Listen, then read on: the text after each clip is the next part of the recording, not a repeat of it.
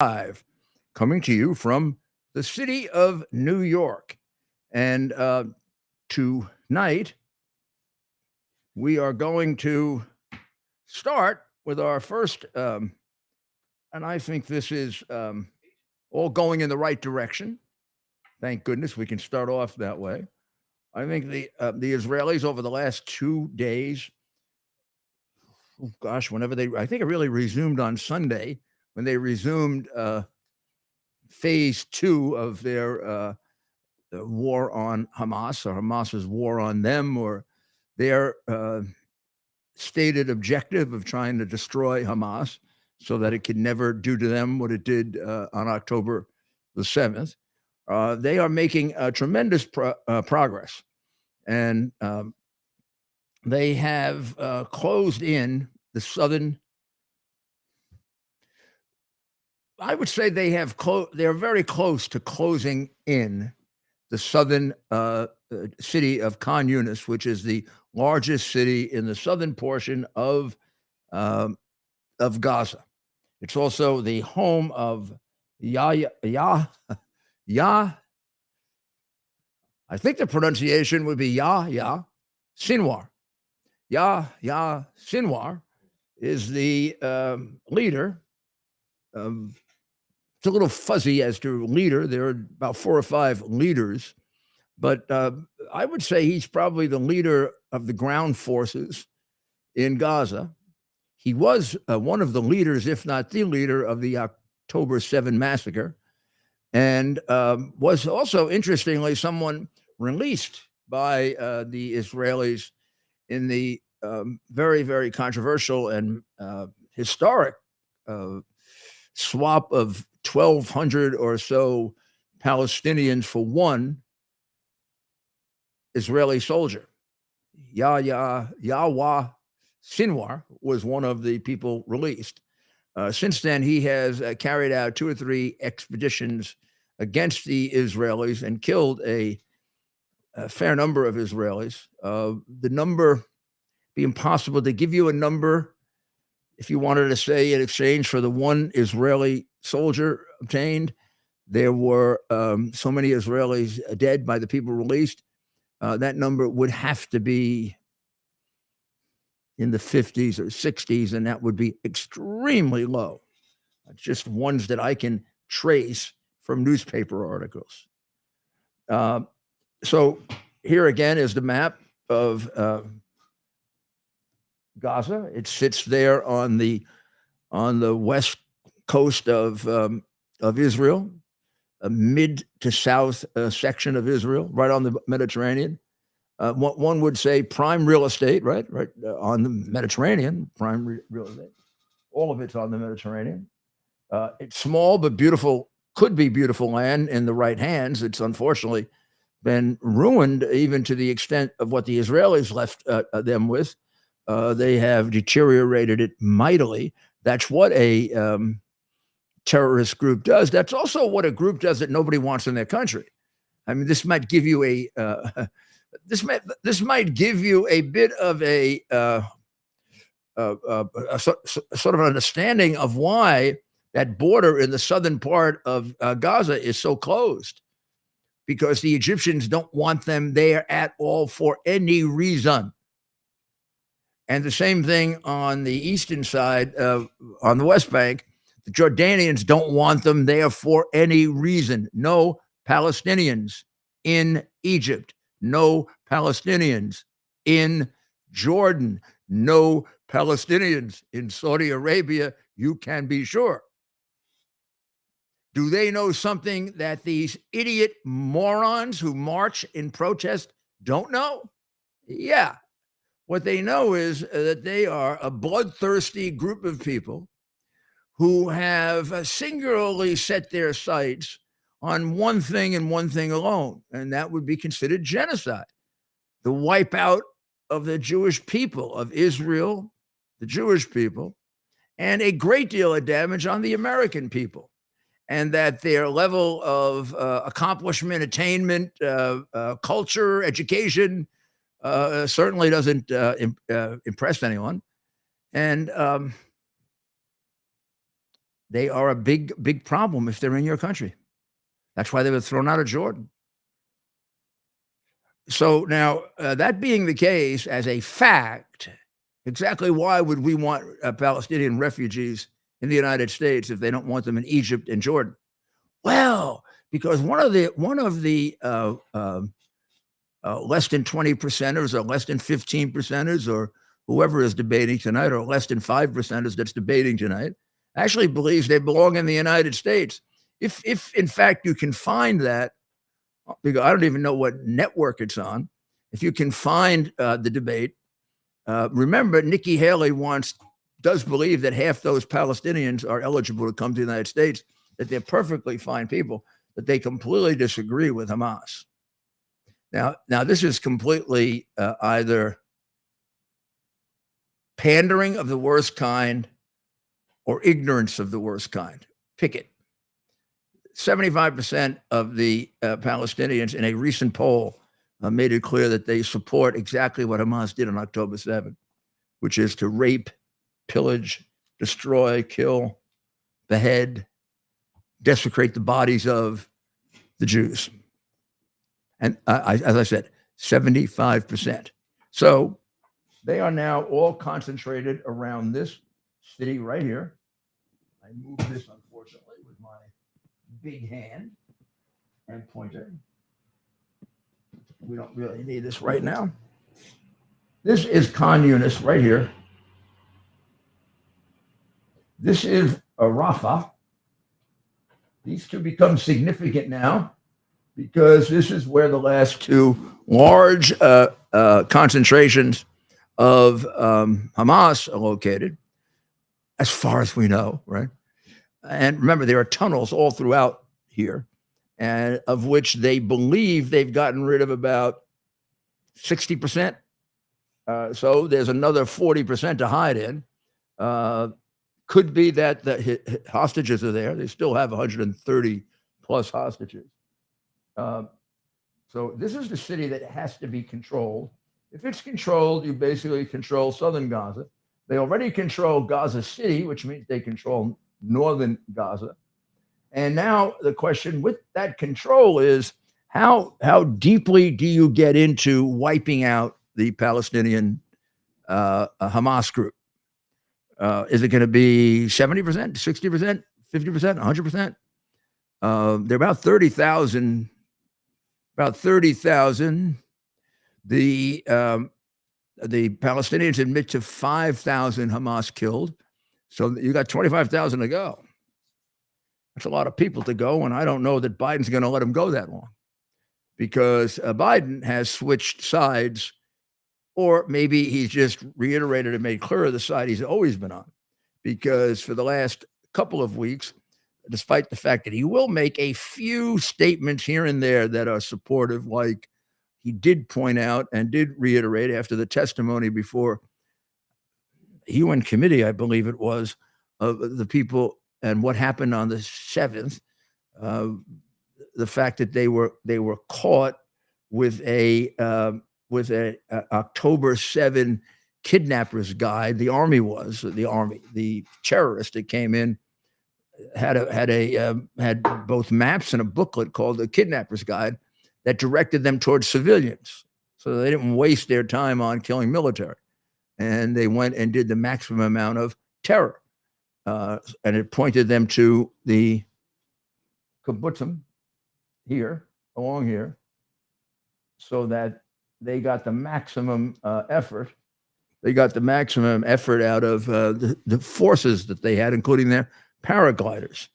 They also presented testimony of how a significant number of women who were raped, a significant number of men and women who were shot in the genitalia after or while they were being killed, and then parts of their body removed in order to humiliate, and also situations where children were shown the death of their parents and parents were shown the death of their children.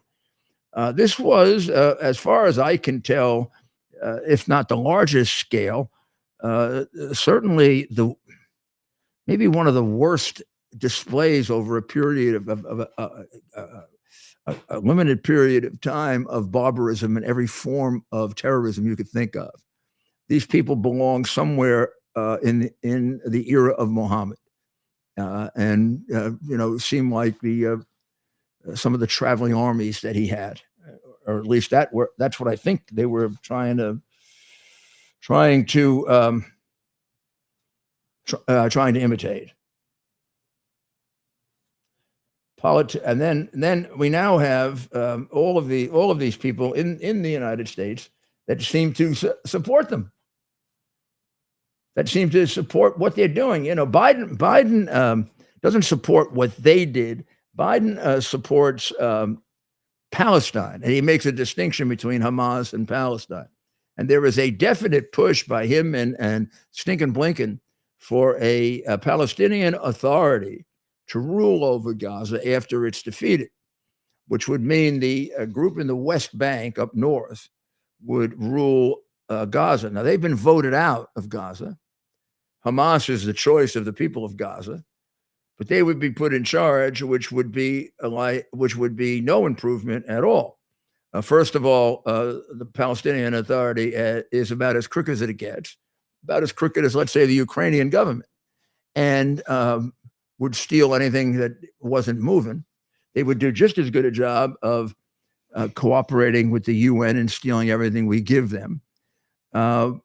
They also have a lower level of terrorism, but they certainly have a great history of terrorism. They were the PLO, after all.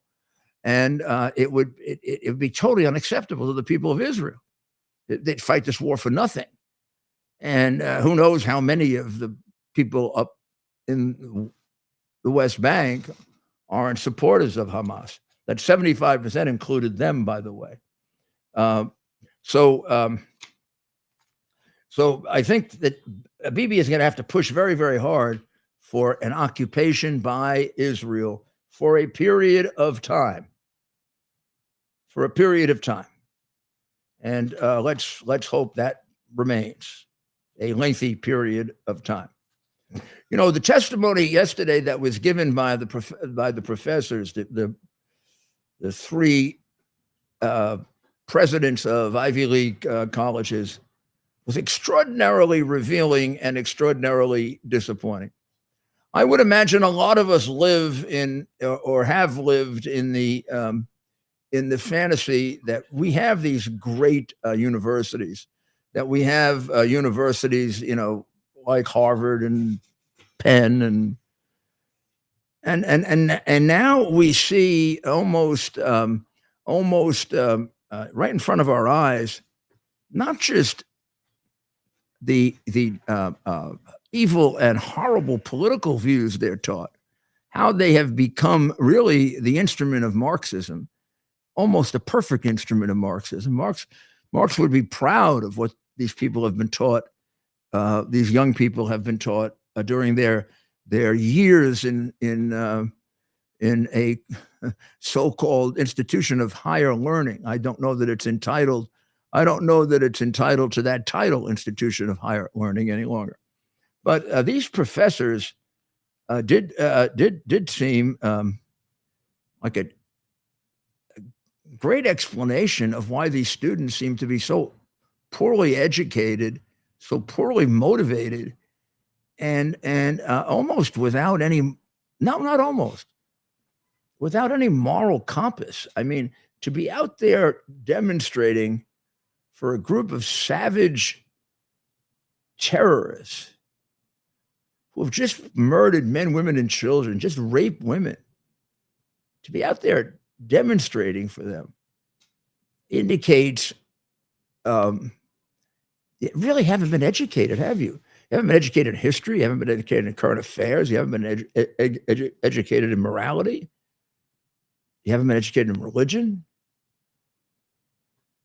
Well, 4 of the students also appeared, and the students who attended pretty much the same schools, Harvard, MIT, Penn, and American, were Jewish students, and they testified about the real difficulties in being Jewish and being on one of these campuses. that they are that anti-Semitism has been there. But what we're seeing is a massive breakout of what's been there for quite some time. Anti-Semitism has been at the core of much of the hatred and even the immature behavior that you get in a college and university, and then much worse than that. And that, for example, one young woman said, being a Jew at NYU has meant being physically assaulted for being Jewish, something you have to worry about that happens regularly enough so that it's something that would be on your mind. She has been assaulted for wearing an American Israeli flag. Similar evidence from the young women who came from Harvard, American, MIT, and Penn. And then the presidents testified. If you look over here, you'll see a video. Oh, okay. Well, I have a still picture of it so we can identify them. If we have a video of Claudine Gay, the president of Harvard, I believe. Here's the three. I'll let if you're not going to show it, I'll take it. I got it. Liz McGill is the president of the University of Pennsylvania. Dr. Pamela Nadell, who's a professor of history and Jewish studies at American University, and Dr. Sally Kornbluth, who's the president of Massachusetts Institute of Technology. And that, of course, also you had the president of President Guy, the president of Harvard, who I guess was the real star. But these are the others that testified. Yeah, Mayor, we have a video about 1 minute of and I think it'd be worth playing their testimony. The one that got the most attention was the president of Harvard, whose explanation of her position should have led her into immediate dismissal. And I think that that is quite a New York Post headline, isn't it? Hate you? Yeah, I would say that's right. And those are three of the superior intellects who have fostered the hatred of Jewish people at their university, for which they should be removed. And in my thinking, in my religion, they should be doing penance right now, and long ones. But in any event, who do we have that we're going to play? Mayor, we have the president of Harvard. Oh, yes, let's do Rep that. Stefanik going. Yeah, that was probably the highlight. So let's play that, because I think that'll give everyone the flavor of it, because it really has gotten quite a bit of comment today. You understand that this call for intifada is to commit genocide against the Jewish people in Israel and globally, correct? I will say again, that type of hateful speech is personally abhorrent to me.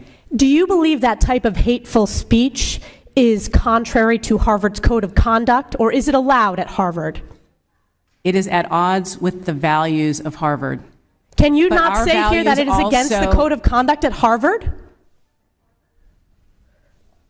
We embrace a commitment to free expression, even of views that are objectionable, offensive, hateful. It's when that speech crosses into conduct that violates our policies against bullying, harassment, Does that speech not cross that barrier? Does that speech not call for the genocide of Jews and the elimination of Israel? When you testify that you understand that is the definition of intifada. Elise, I am so proud of you. Yeah. I remember when you ran for office the first time. I mean, I don't know every member of Congress. That'd be tough. And I haven't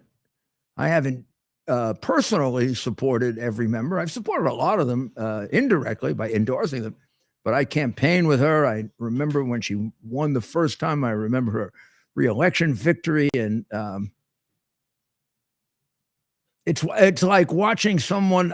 Please don't get annoyed, Elise, because I'm an old man.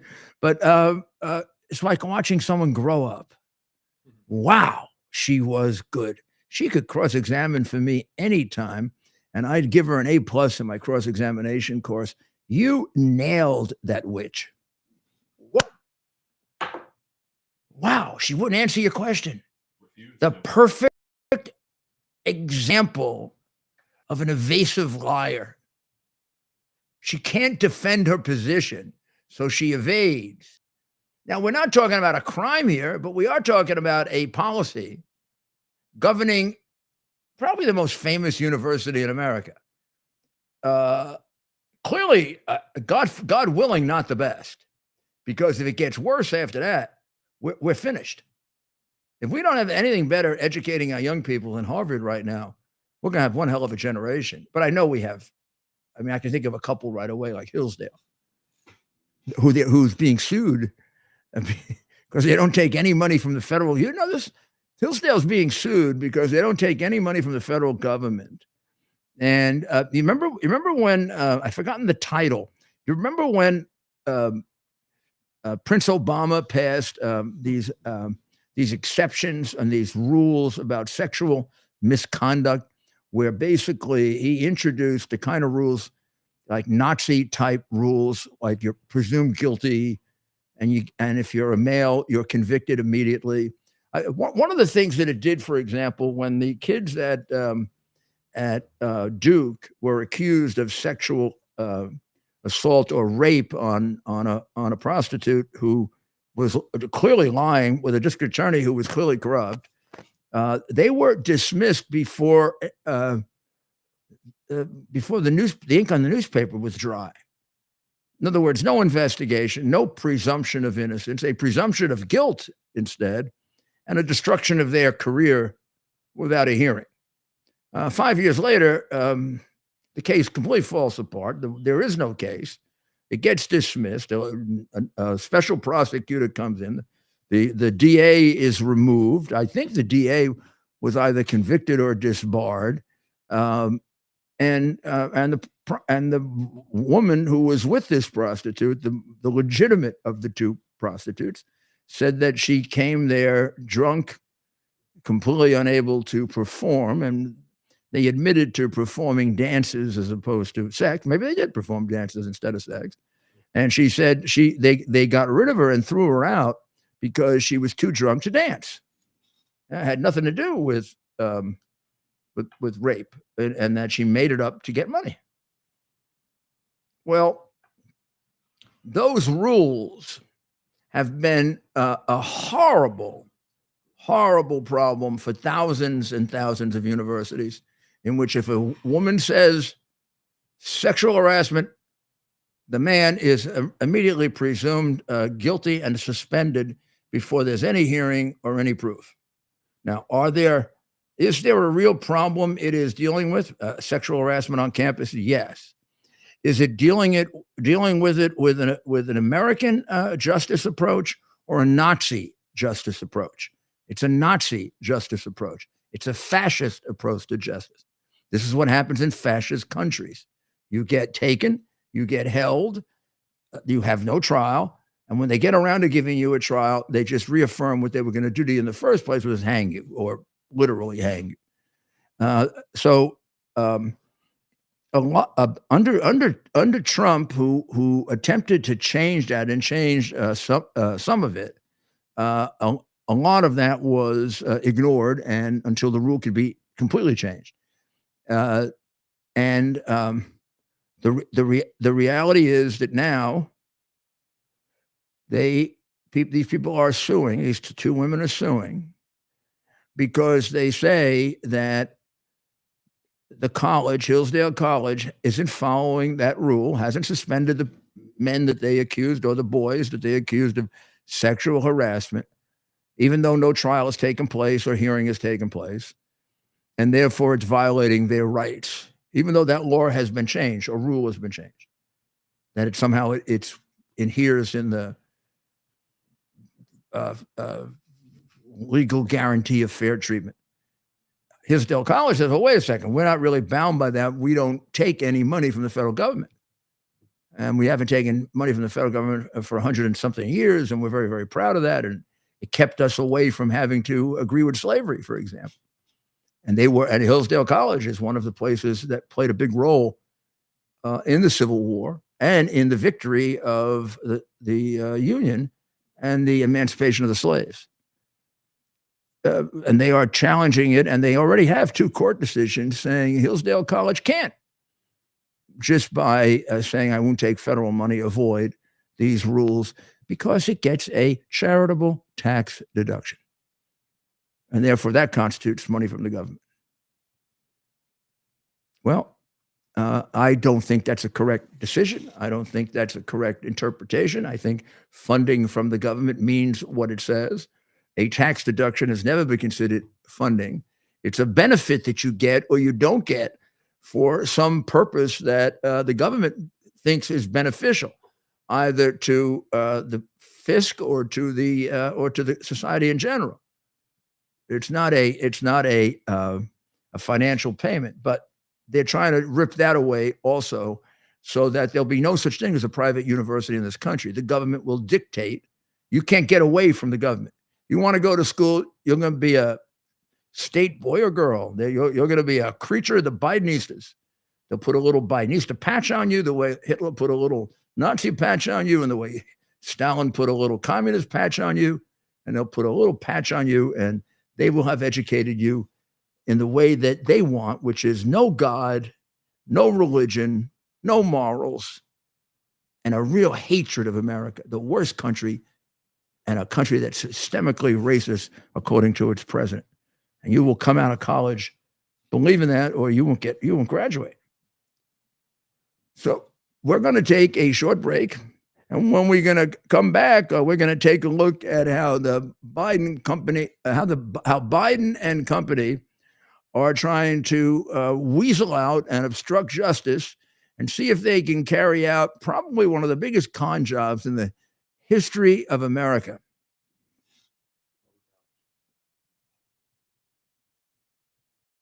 Towers Foundation delivers on its promise to do good and never forget the sacrifices America's greatest heroes have made for us. Heroes who risked their lives to keep our communities and our country safe. Heroes like United States Marine Corps Captain and pilot John Jeremy Sachs. Captain Sachs sustained fatal injuries when his military aircraft crashed during training, killing him and 5 other service members. He's remembered by loved ones as courageous, brilliant, and devoted to his career, family, and friends. John is survived by his wife, Amber, who gave birth to their second daughter 3 months after his death. Tunnel to Towers paid the mortgage on the family home for Amber and their 2 daughters. The foundation has helped over 1,000 military and first responder families navigate the worst of times by removing the burden of a mortgage payment. Our nation's heroes and their families need your help now more than ever. Donate $11 a month to Tunnel to Towers at T2T.org. T2T.org. That's T, the number 2T.org. T2T.org. Please donate now. This is Rudy Giuliani back with America's Mayor Live. And let's start with the dire warning, the frightening warning, and it should be frightening, that according to our otherwise useless, damaging, and corrupt director of the FBI, and this I certainly agree with him on, I have never seen a time where all of the threats are all elevated, all at exactly the same time. He's talking about terrorist threats. He doesn't seem to know why. Well, I mean, that's really expecting too much of the director, but he would know why, particularly if why might result in a devastating conclusion for the president of the United States, and indicate the president of the United States is completely irresponsible and responsible for the murder of many Americans as a result of his, in this case, ideology, incompetence, and demented mental state. Why do I say that? Because there's a real question that follows this. If this is the worst terrorist situation that you've seen, Mr. Ray. I have never seen a time where all the threats are all elevated, all at exactly the same time. The question from a responsible legislator, Ray, is why is that? Tell us what the reason is for that. You've been running this agency for some time now. You've destroyed its reputation by the criminal acts that you have tolerated and participated in.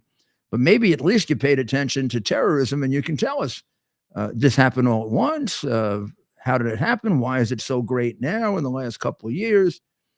And pray tell, sir, although I know we never get you to tell the truth, might you be willing to tell the truth about this and that it comes from the open border that we've had for the last 2 or 3 years? In fact, every single moron here knows that. And are you willing to admit that? Because that would be very damaging for the guy that you're running the FBI for, Biden, because it is no longer the United States FBI, it's the Biden state FBI.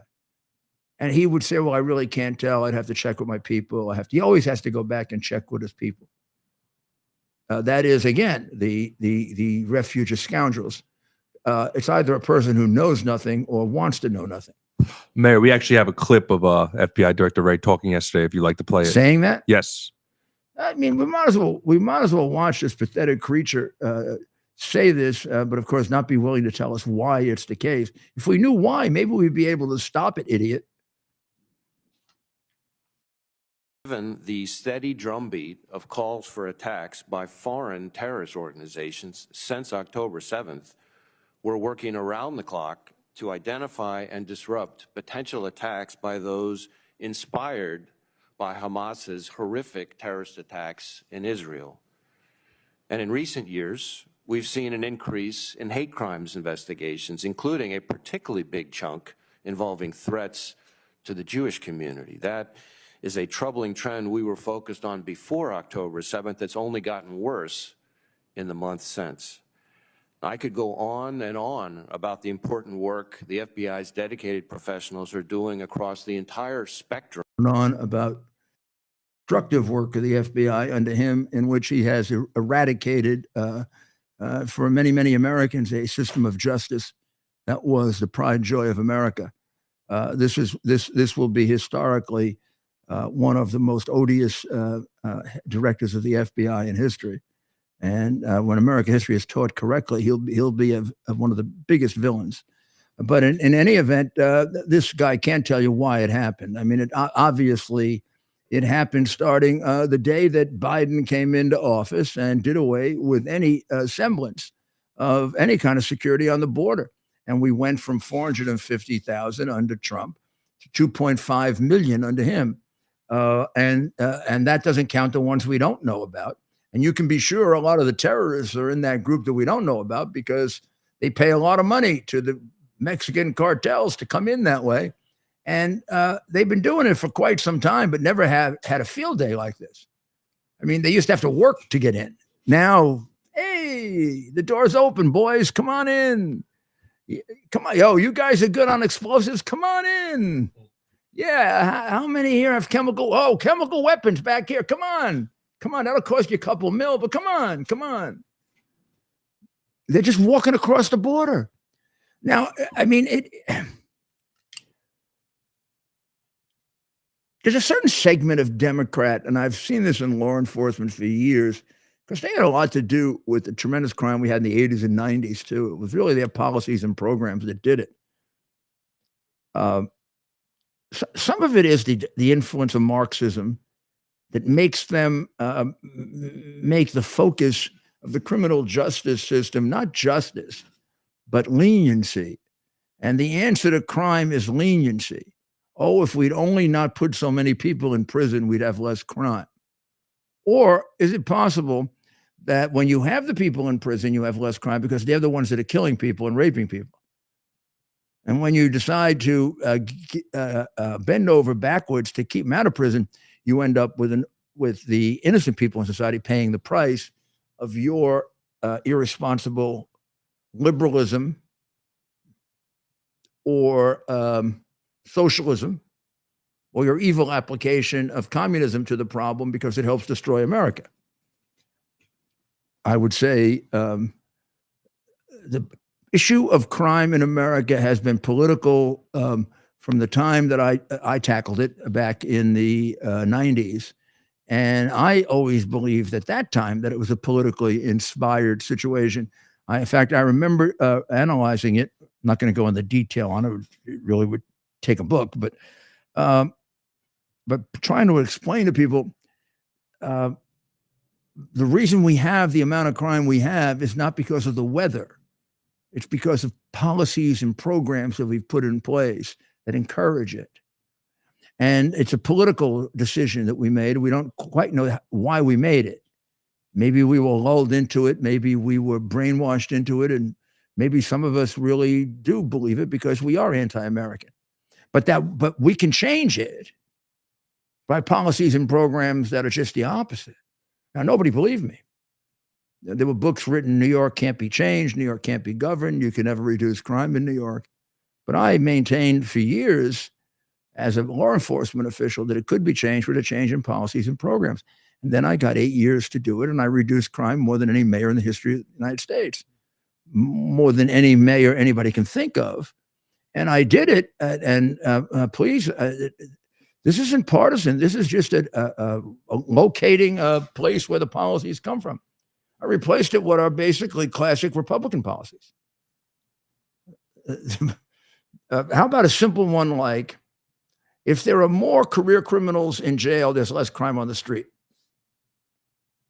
They don't agree with that. They don't agree with that. The mayors and the district attorneys in places like Rochester, New York, let's say, don't believe it. Now, here's the proof that I'm right and they're wrong. Since they've been governing it, Rochester, New York has set a record for the most murders in the history of that rather small northern New York town. Oh, well, so do the people of Philadelphia and St. Louis. A record for the most murders in the history of Philadelphia, set by the quintessential Soros prosecutor, the first one, and a useless progressive mayor. So they don't just get murders; they get historic numbers of murders. Now, let's contrast it with my policies, which are in almost every respect are the total opposite of theirs, or theirs are the negation of mine. I set records for the reduction of crime. No one ever had reduced crime by 40%, 50%. Homicide by 65%. No one had ever eliminated largely a great deal of crime in the poorer neighborhoods of the city. And much like Trump gave many more benefits to the minority communities, his programs worked out that way. The biggest beneficiaries in reduction in crime were the minority members of New York City. Reductions there were 10 and 15% higher than in the white community, maybe even more than that. So if you think about the reductions in crime, 7 out of 10 of the beneficiaries of the people who were not killed because of the massive reduction in murder were black people. I didn't do it because they were black people. I didn't do it because they were Hispanic people or whatever. I did it because they were the ones that needed the help. And the right kind of help, not make them dependent. Make them dependent so that they lose the work ethic into the third and fourth generation. For that, I did workfare to preserve the work ethic because I loved them and cared about them the way I would do with my brother. If my brother was out of work, I wouldn't make him dependent on me for the rest of his life. He'd be a child again. I would help him get a job. It takes a little more time to do that. It takes a little more thinking and effort. It takes love to do that. It takes expediency to just organize them all into into a gang in which you just throw out the bread and circuses. Was it the downfall of Rome? You're damn right it was the downfall of Rome. Well, the Bidens are up to their old tricks again. Hunter, came forward with that real show that he's going to testify publicly. Of course, he knows that the committee requires you to go through a private deposition first. They did it with every Republican. My goodness, they put Bannon. He hasn't gone to jail yet. He's fighting it. They sentenced Bannon, Navarro. Seems like all my friends. to jail for that. Not because they were all willing to testify publicly, and they refused to testify privately, and they got held in contempt and sentenced to jail. Now, you should know that yours truly testified privately. I also I demanded testifying publicly, as did Bernie Carrick. We were refused, but we made the decision to testify because honestly, I've got nothing to hide. In fact, I'd love my testimony to be public because you'd find out that Trump is completely innocent and that these cases are a farce. I just read somewhere that they destroyed my testimony before the J6 committee. And they wouldn't give me a transcript. And I ripped the hell out of them. I got one part. I got to have my lawyer describe because nobody will believe. I got one part in which I ripped that idiot Raskin apart and made a total fool out of him. Just boom. He got up and walked out. Where's that video? No, they destroyed it. I wasn't allowed to copy it. I wasn't allowed to copy it. I wasn't allowed to get a transcript. Almost always when you testify, it's almost de rigueur that you get a copy of your transcript to correct it, because even with electronic, even with a great stenographer, there may be a few disputes about words that are close, and very often there's a little talking over that goes on in a deposition because there's your lawyer, their lawyer, other lawyers, you, and everybody's talking. So you always get the benefit of a read over. And they may disagree. I mean, you'll change the word and they'll say, no, you're wrong. And you'll say, yes, I'm right. And then eventually a judge would decide it. Used to be like we did with mail-in ballots. We used to allow Republicans to look at them. But then in 2020, we decided that it was much better if Republicans never got to see a mail-in ballot in the crooked states. And there was a good reason for it, because we didn't want the disruption of the Republicans finding out conclusively that the election was fixed. Because if we saw one piece of paper, it would have been over. Now, why do I know that? Because I was there and I observed it.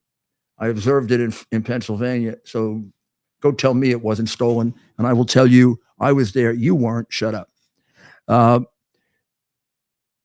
So James didn't go through the charade that Hunter went through. I'll come and testify if it's public. No, it isn't public. It's going to be private.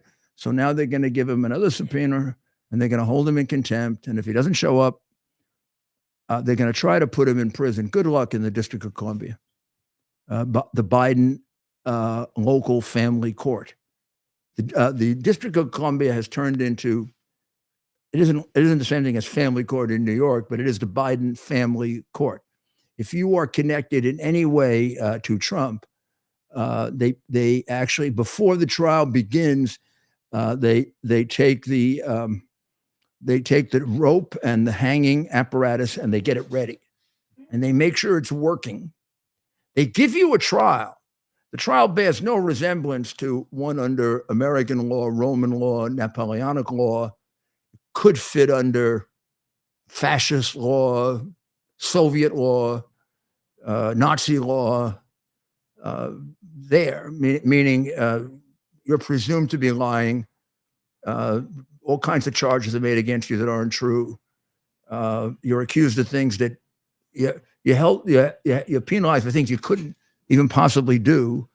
And then you're given a sentence that is way beyond anybody else or penalty, way beyond anybody else that has done a similar thing. Like the best example is January 6th, where the judges of the District of Columbia have the distinction of many of them, and you can find the real prejudiced ones this way, who sentenced the defendants to more time than the bloodthirsty prosecutors wanted. If you as a judge generally sentenced to more than what a prosecutor wanted, you're a pretty damn hard-nosed judge dealing with some pretty bad criminals. Now, whatever these people were, they were not pretty bad criminals. Very few of them even had records. And they got put away for time that people that have records don't get put away for. So James is not showing up to testify. He says there's no justification for the subpoena, says his lawyer, Mr. Fishman. Jim Biden was never involved in his brother's business. Yo-Yo Bird said the same thing today. Yo-Yo Bird is the president. I call him all kinds of names. Because I got a clip of some of the things he said about him and his son. Oh, about his involvement. And well, let's just point out to everyone that the guy who paid the $2 million to Hunter for his taxes, the guy he hardly knew, they call him his sugar daddy. He actually gave him $4.9 million, and we don't know the reason for the other couple of million. The Bidens have gotten more millions we don't know the reason for. You know? Really, it must be something to be a Biden.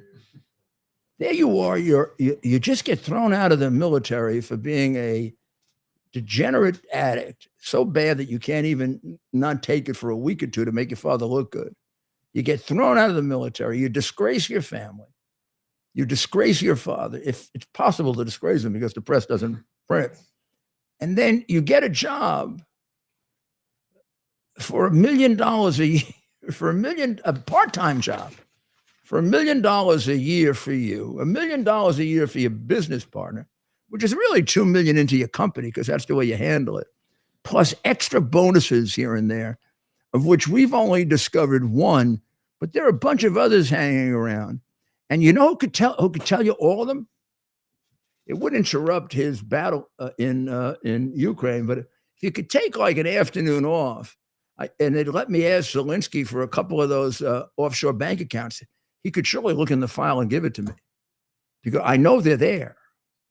I even know one of the Ukrainian prosecutors that tried to follow up on one and was prevented from doing so by the United States government. Sure, let's play what Joe had to say this morning about accusation. Let's play the clip. Okay.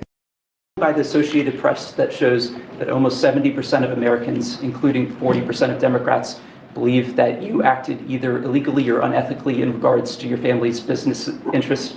Can you explain to the Americans, amid this impeachment inquiry, why you interacted with so many of your son and brother's foreign business associates?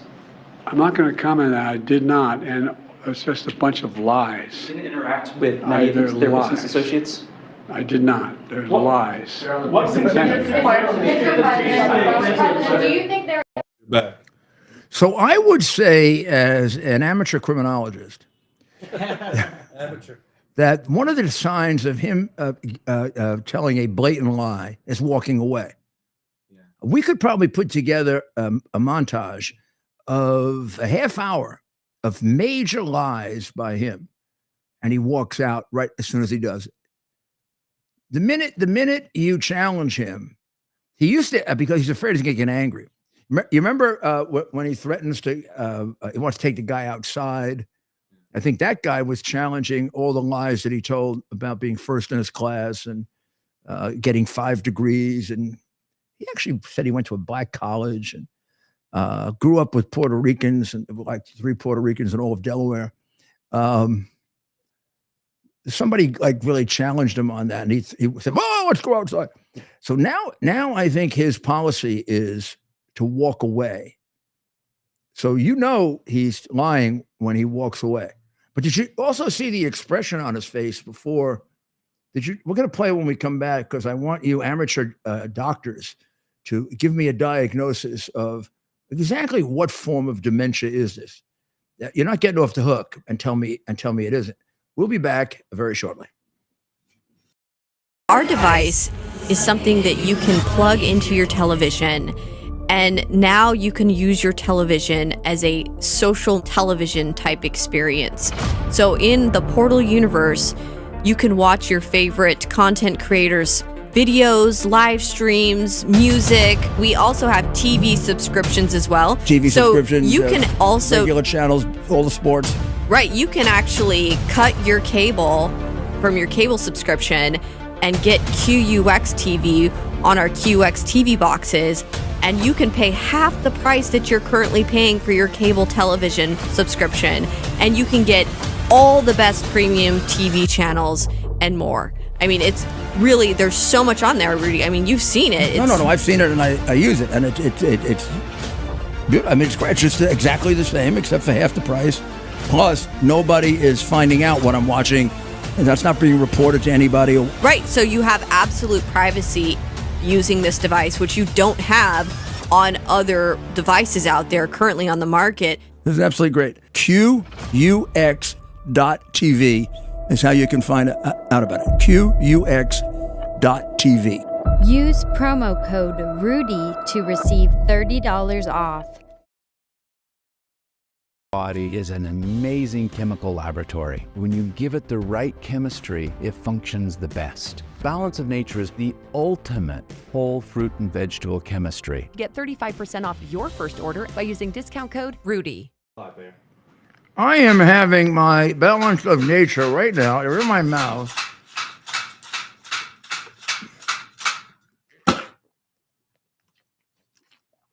Rob is doing the obligatory. That's our trademark for Balance of Nature.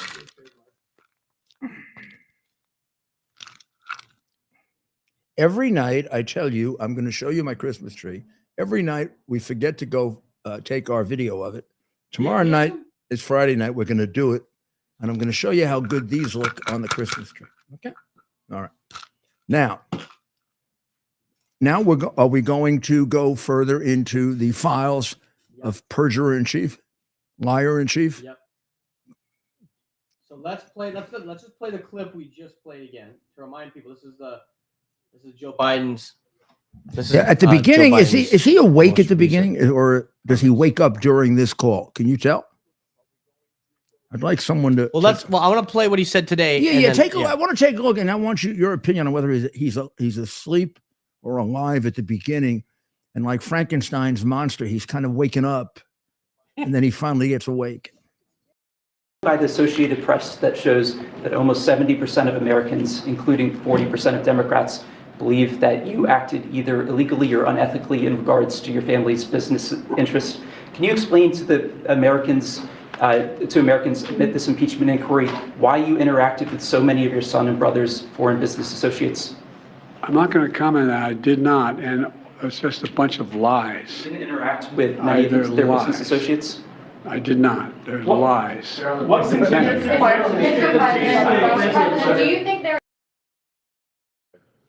Very, very articulate, deep response that really blew the question out of the water. Do you notice that these criminals like him, and this is very, very symbolic and very much a characteristic of criminals like that, particularly long-term criminals. They are used to giving general answers, and if they've been enabled, they're used to walking away because people will accept it. I'll give you a couple of examples here because I've dealt with this now for 5-6 years when I first brought out the criminality on this bump. When it first came out that he was involved in a major bribe, and I had the evidence of it. I mean, I only had 5 witnesses then and documents and a tape recording, meaning a good case. Now it's an overwhelming case. I had a case that I sure as hell would have tried as a prosecutor against him or anyone else when I was U.S. attorney, and I'd convicted them. So when I bring the case out, you know what the answer is? That was all debunked. Oh, that was all. And Giuliani is trying to get him because he wants to run for because he's running for president. Well, first of all, when I brought it out, he wasn't running for president. He hadn't even announced. Number 2, I actually didn't bring it out. I found it. It was there. Nobody bothered to pay it. Nobody bothered to pay attention to it. And then the response I got was not a refutation of it. It was it was debunked. How, where, by whom, on what grounds? Never. So I began saying, please supply me with the debunking report. Now, to this day, I haven't seen a debunking report. All I've seen is further investigation of it and a mountain of evidence, including the hard drive, and now the committee piled on top of it, to which I expect a medal for having been tortured for bringing it out and turning out to have served my country by bringing out what had previously been concealed and covered up, a crime at the major level of two governments that have significant importance to the future of the world. What's the crime at the highest levels? A bribe by the Vice President of the United States to the President of Ukraine for an extraordinary amount of money, $1 billion, in a loan guarantee that was critical to the survival of Ukraine, not just another loan guarantee, but one that was critical to their not defaulting, in order to remove a prosecutor that just so happened to be, although not mentioned in Biden's confession before the Council on Foreign Relations, he leaves out the fact that his son was one of the defendants in the case that the prosecutor was handling, and which was dismissed by the future prosecutor who took over the case, who Biden doesn't mention in the convention, he also approved. So, I mean, that's quite a complete crime, right? The answer was debunked. Okay, the hard drive comes along. What's the answer to the hard drive? From 51 official prostitutes. Who lied? 51 official prostitutes. Prostitutes are more honest than they are and have more honor when they destroyed an American election by saying that the hard drive had the earmarks of Russian collusion. Now, I've had occasion to analyze liars and criminals all my life. Bear with me for a second. Let me teach you how to do it. You see, somebody telling the truth when they say earmarks of something, they give you examples. It was written in Russian. It has Russian expressions in it. There are too many Russian characters there, and the information came from Russia. Only the Russians would know this. Nothing like that written. Nothing. Not even a little hint of a Russian earmark. And 51 of these prostitutes signed it. Earmarks of Russian disinformation, generally. Now, right now, he's just confronted with which is the truth, proven 100 ways over. And he just says, it's a pack of lies. He doesn't explain how it's a pack of lies. He doesn't tell you any defense. He just says a pack of lies. He can't say anything else. Of course, there's nothing else to say. And also, he's too demented to say anything else. And he walks out. Mayor, we're getting a lot of comments in the section just a couple minutes ago, but we want to try and get to a couple if we can. A lot of commenters are saying they'd like to see you in charge of the FBI. If we're able to take things back, not asking for your reaction. I think that's like a 5-year appointment, right? Not asking for you to react to that comment. You would have appointed the prosecutor who probably in the 20th century brought the most significant cases the FBI brought. You also would appoint someone who was elected as G-Man of the Year. So how about this? Instead of getting too specific, what kind of person do we need to have in positions like that? Somebody like me who's willing to go after anybody, not depending on their political stripe, and completely based on the analysis of the evidence. Absolutely. Maybe someone who's proven in the past that they're not afraid to go after the criminals. Yeah, somebody let's say somebody unlike Barr, who covers up a highly relevant hard drive that maybe is the most relevant evidence ever presented in the middle of a presidential campaign. It was probably the big when we prove the actual electoral steal of the election, that might be the biggest. But right now, the biggest fraud in an American election is the cover up of that hard drive. And Barr is at the heart of it, and nobody has the courage to ask him. Because one of the things we miss in America, and we haven't spent enough time on this, and one of the reasons we're in the condition we're in, we don't have a press any longer as a guardian of public integrity. It used to be a guardian of public integrity. At times, it didn't function totally accurately that way, but it functioned. And many times it did function totally accurately that way. And now it's a complete creature of the state. It's like the Stasi in East Germany. That was the name of the secret police, or the police in East Germany. And at times when they've made arrests, particularly like Roger Stone and Papadopoulos, they look like I don't know if they look more like the Nazis or the Stasi. So We're going to be back tomorrow. Remember, 3 o'clock tomorrow, WABCRadio.com. 8 o'clock tomorrow night, right here on Twitter and all the rest of them. God bless America.